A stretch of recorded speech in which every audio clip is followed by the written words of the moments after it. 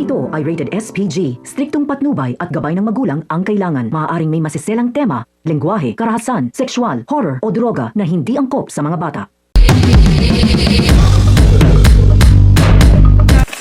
Isang mapagpalang araw mga kapamilya ang mga dapat nating abangan sa Coco Martin Sigabo. Hindi pa rin kumbinsido si Lucas na tuluyan ang nawawala si Sam matapos itong tumalon mula sa tulay.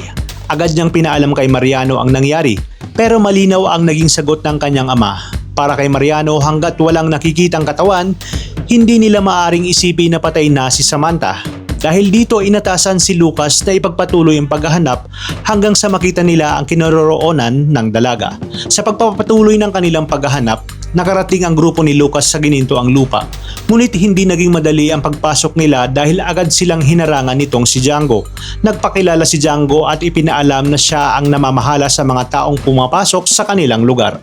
Hindi naman umatras si Lucas at mabilis na uminit ang sitwasyon nang ilabas ng kanyang mga tauhan ang kanilang mga armas. Sinubukan ni Django na pigilan ang grupo pero dehado siya dahil mas marami ang armado na mga tauhan ni Lucas. Sa bandang huli, wala na siyang nagawa kundi hayaang makapasok ang mga ito sa ginintoang lupa at ipagpatuloy ang paghahanap kay Samantha.